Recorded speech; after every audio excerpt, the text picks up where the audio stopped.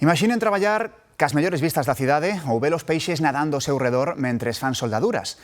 Hoxe, imos coñecer de primeira man como é a vida de traballadores en profesións perigosas. Para poder traballar colgado a máis de 300 metros de altura hai que estar preparado e non deixar nada ao azar.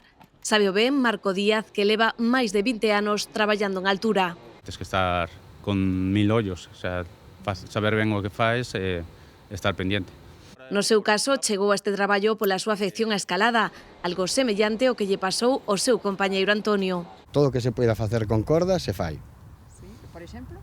Pois líneas de vida, reparación, montantes, bajantes, chimeneas. Deixamos as alturas para mergullarnos nas profundidades. Baixo a auga traballa Alex Chamorro, mergullador profesional. Un día tocache de albanel, outro día estás de carpinteiro, de mecánico. Di que a diferenza de operar a máis ou menos profundidade é o tempo dispoñible. Moita tranquilidade, moita confianza e moitísimo entrenamento. Ti o que tens que non estar pensando que estás mergullando. Ti o que vas é a facer un traballo. Si eres mecánico en ese día, pois eres mecánico, non estás pensando nos equipos de mergullo.